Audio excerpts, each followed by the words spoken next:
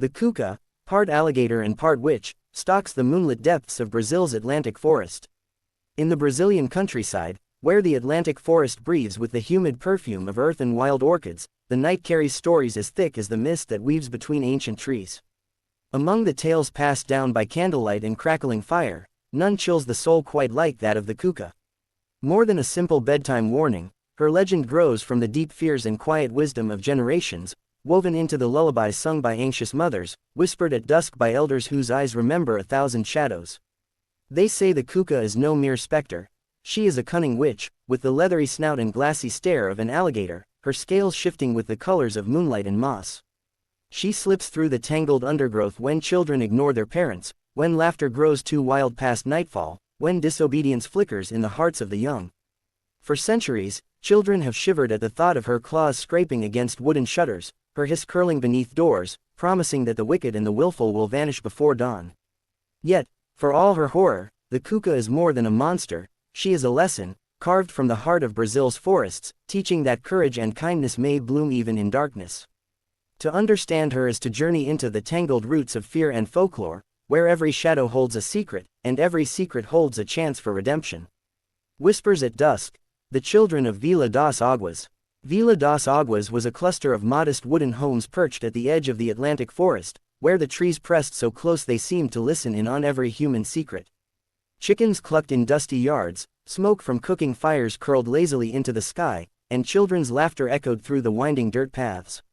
Among them were twins, Lina and Caio, as alike in mischief as in appearance, both with wide brown eyes, tangled curls, and quick feet that scampered faster than any scolding voice. The village thrived on routine, chores at dawn, school with Dona Celeste in her thatched hut, and evenings punctuated by the gentle discipline of their mother, Dona Marissa. Yet as the sun dipped below the treetops, a hush crept over Vila das Águas, and mothers' voices grew sharp with warning.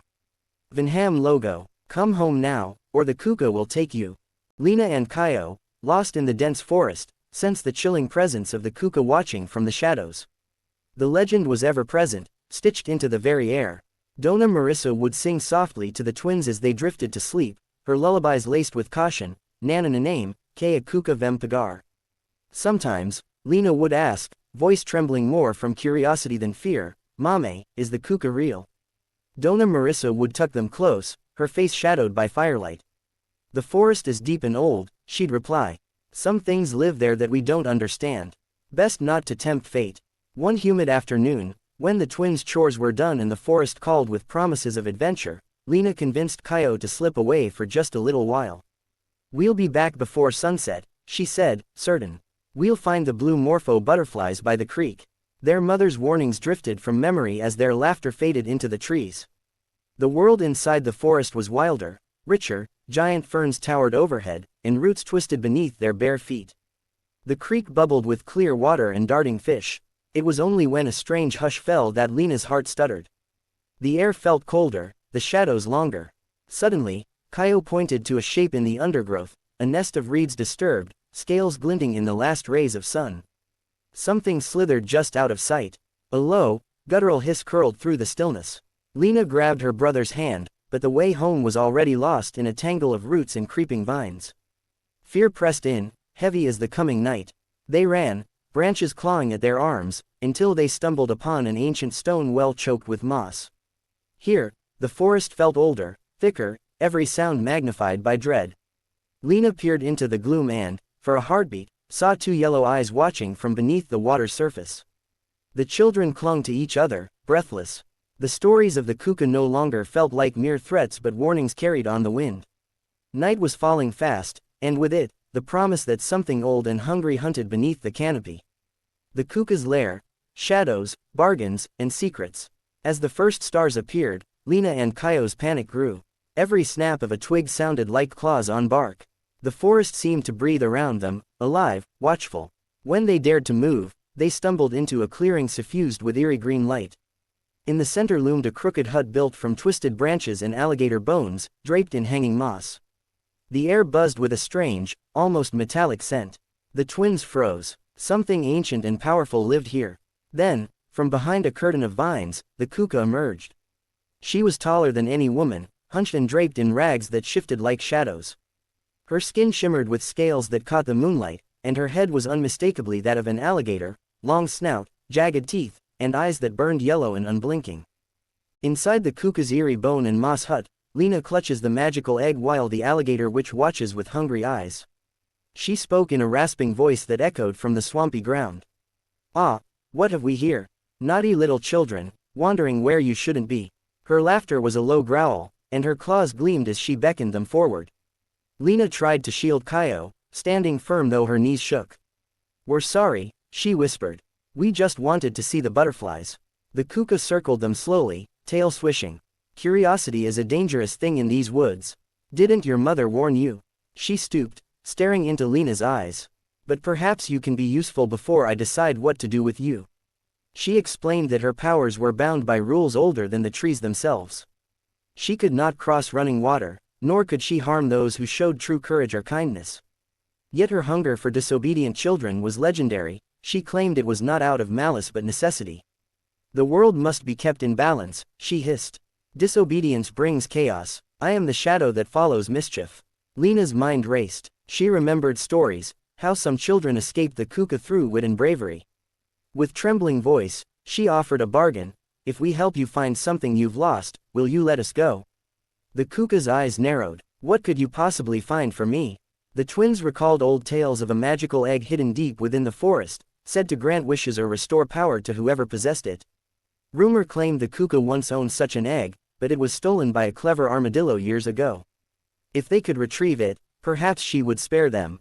The witch agreed, her claws curling impatiently. She released them from her grasp, but her warning lingered. "If you fail or try to escape, I will find you before dawn." Guided by fragments of stories, Lena and Kaio set off into the night. The forest had changed. Now it pulsed with unseen eyes and rustling branches. Every step was a trial of courage.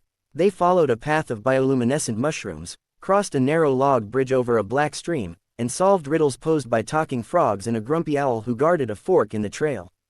At last, beneath the roots of a giant fig tree, they found the armadillo's burrow. The creature, old and wise, agreed to give back the egg, if they could answer his challenge. "What is the greatest power in the forest?" Lena thought of her mother's lullabies and the strength in her brother's trembling hand. "Kindness," she answered, "because even in darkness, it gives us hope."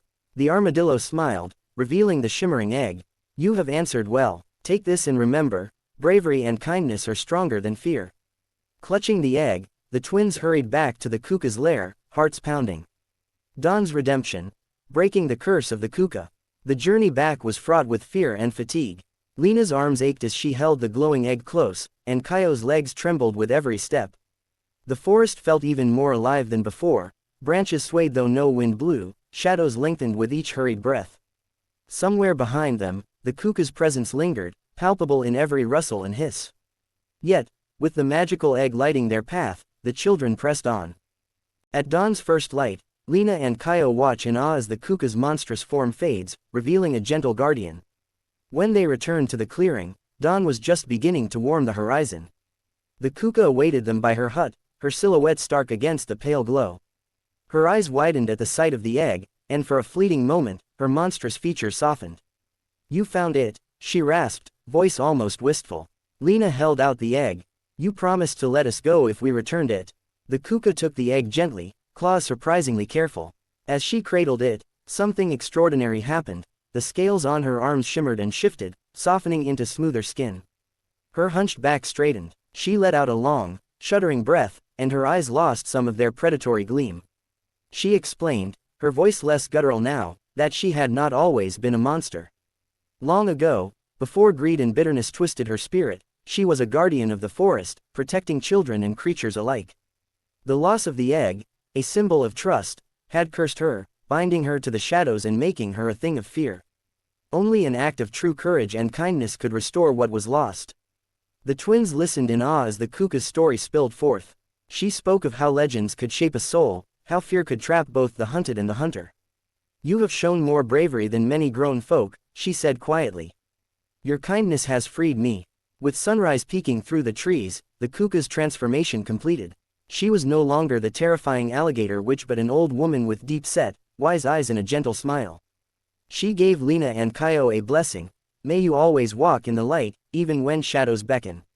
The children hurried home, hearts light with relief and wonder. The village woke to find them safe, and Dona Marissa wept with joy, hugging them fiercely. That night, as they sat by the fire, Lena recounted their adventure. The elders listened, their eyes shining with pride and understanding. The legend of the Cuca changed in Vila das Águas. Mothers still sang their warning lullabies, but now children listened more closely, to their parents' wisdom, to the wild beauty of the forest, and to their own heart's capacity for courage and kindness.